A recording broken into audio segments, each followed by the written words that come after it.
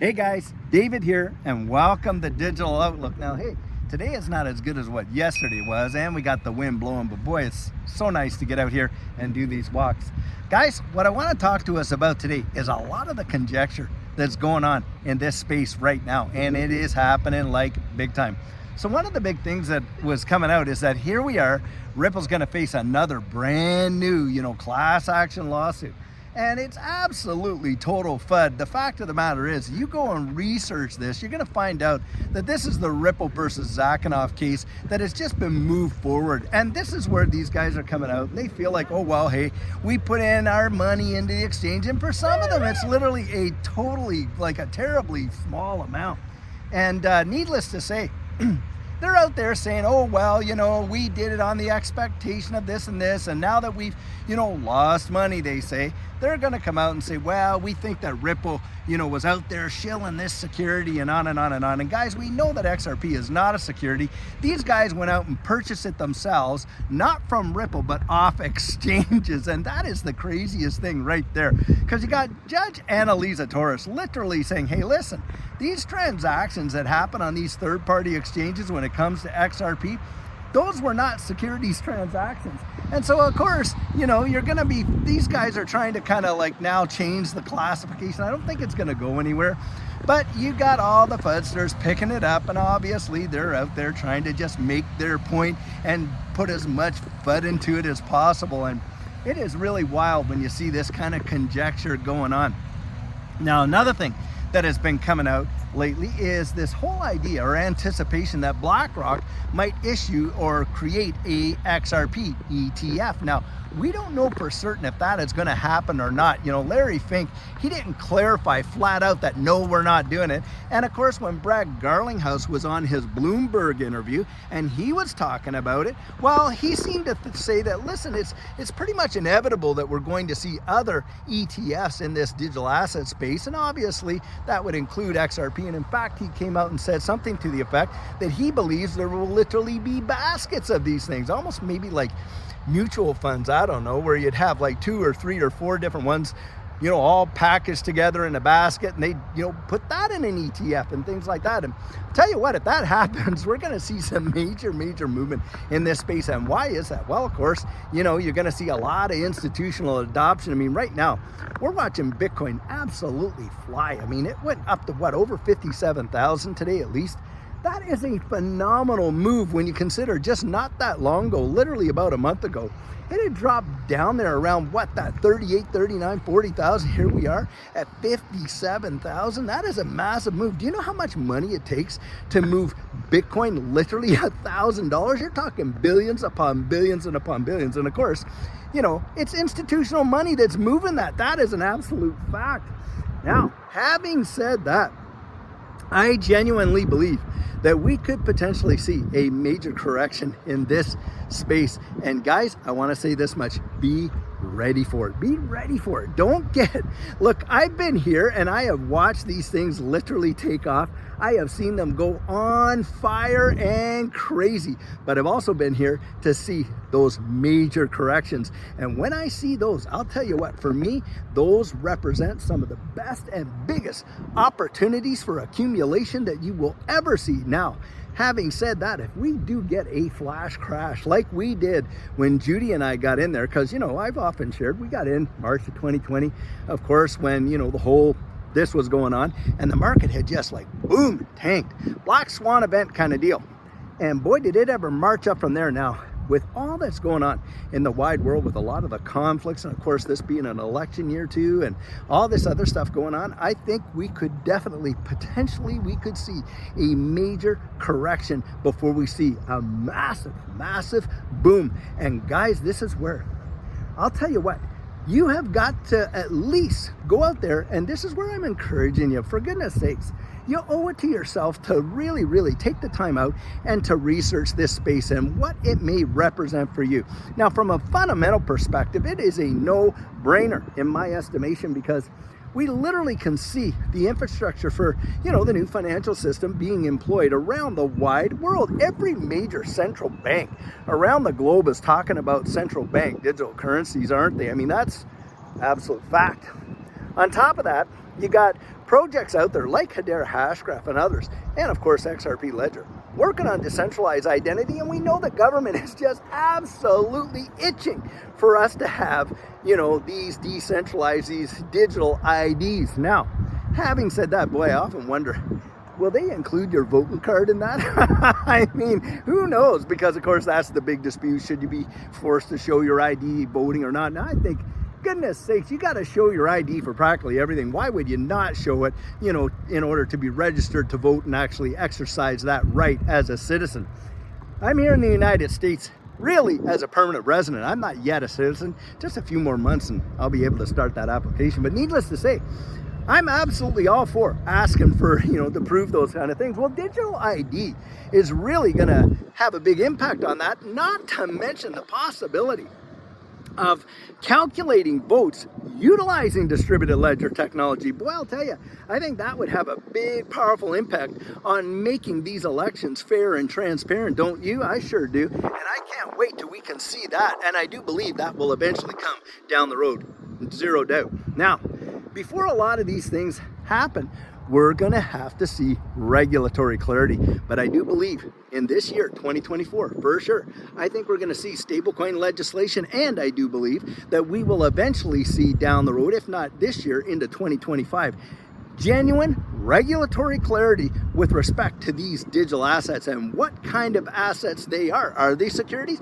Are they commodities? Maybe some are, maybe others aren't. And how those are going to be defined, I think that's going to be massive, massive, massive. Now, when you're seeing all of this kind of conjecture and all of this kind of like up-down movement and stuff like that, that is usually when, and it's been my experience anyway, that we see some of these big time moves, whether it's a massive pump up or a correction. And the way I kind of look at it is this: you have got to position yourself to be absolutely ready for it. Judy and I certainly have. We are in the position where we're putting stuff aside. We've got, some dry powder. We're still taking, DCAing and different ones like this, but it is a major, major deal. And you do not want to miss it, guys. That is for sure. Look, even if you investigate this space and it turns out that for you, you're saying, that surpasses my risk tolerance, it's not for me. A-okay. At least, for goodness sakes, you have done your part, your due diligence to kind of give it, to determine whether it's for you or not. Do you know how many people haven't even invested maybe like 5 minutes? They just kind of like their bias just completely keeps them out of it. I know for me, that happened to me when it came to Bitcoin. I was so prejudiced against it because of the job that I was doing there as a, underground economy and this and that. And because of the people that I was investigating that were using Bitcoin, boy, I just dismissed it out of hand. What a massive, massive mistake that was. Because back then, Bitcoin was maybe 30 cents. And boy, did I ever miss one of the massive, most unbelievable opportunities of a lifetime. Well, when we got into this space, boy, did I ever gobble up as much information as I could. And I can tell you what, we are not going to miss this one, because what I see coming in the future with respect to the way the world works in every capacity is truly mind-bending. And I'll tell you what, I'm willing to hold on until it absolutely comes to fruition, but I believe 100% that it is going to happen. And of course, we got our bets and our horses, so to speak, and that kind of thing. And that is where we are. Now, that's what I think most folks, at least you owe yourself that much to go out and do that.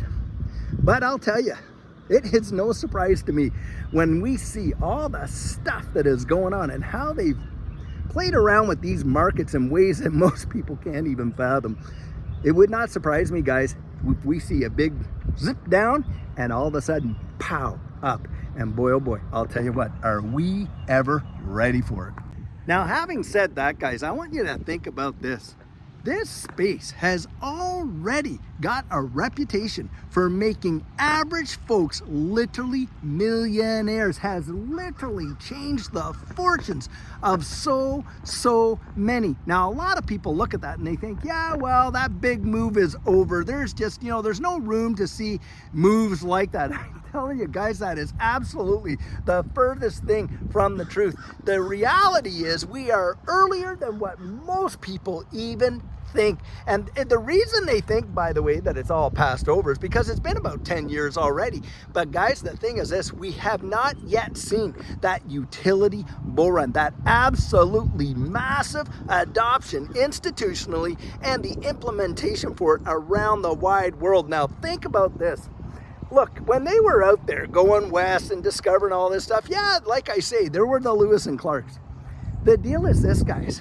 When you consider where we are in history, I mean, we're right on the threshold to see the implementation. We're not there just yet, but boy, can we almost taste it in the atmosphere. And you, like I say, you got all these countries out there with their central bank digital currencies, and you can literally see that the clock is about to absolutely strike midnight, and we are going to move into a brand new way of doing things. But even then, do you know how few people, it blows my mind, really, it does. Think about that. You go and canvas. I would just say this is one way to get some kind of confluence. Go out and canvas your neighbors. Ask about 4 or 5, maybe 10 people that you know, how much they know about distributed ledger technology. And by the way, throw some out there that you ask them, have you ever heard of Hedera Hashgraph? What about XRP? Have you ever heard of that? Hey, have you ever heard of stellar lumens? Guys, I'm telling you, I know in this space we think, well, that information is all over the place, but the reality is that most people have not even heard about it in the slightest little itty bitty bit.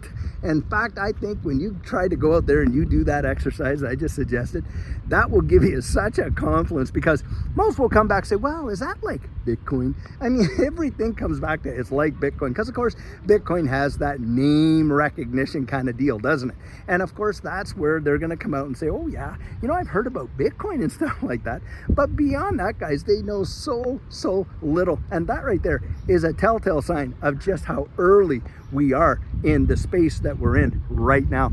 And having said that, I absolutely believe 100% that the potential of this space to literally transform lives generationally still exists. That's my personal opinion, but I absolutely believe it.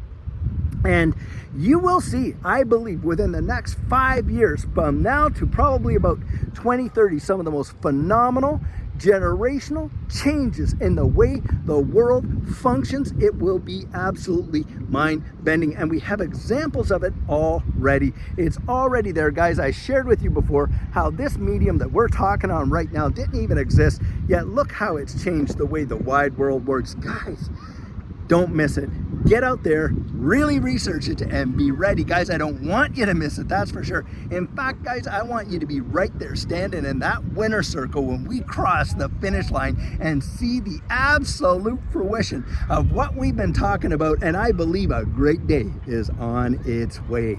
So guys, as I've said in the past, one of the best decisions that Judy and I made in that last bull run is to get our plan in place before it absolutely took off.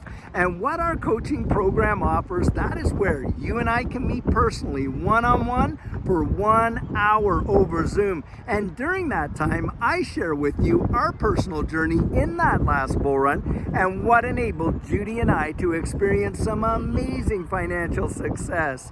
I share with you the mistakes we made so that you don't have to fall into the same pitfalls we did. We take a look at your portfolio and make sure that it's balanced towards your goals, and we work together to develop your exit strategy. We can even get your assets off an exchange and onto a hardware wallet, along with delivering to you some amazing techniques that are really going to help you in this space. Now, the cost of that is $250, and if that's something that interests you, you write me right there at coaching@thedigital.outlook.com and we'll get you all booked in. So guys, I hope you enjoyed today's video, and as you know, it's not financial advice, it's just my 2 cents. Hit the like and subscribe, and I'll catch you in the next one.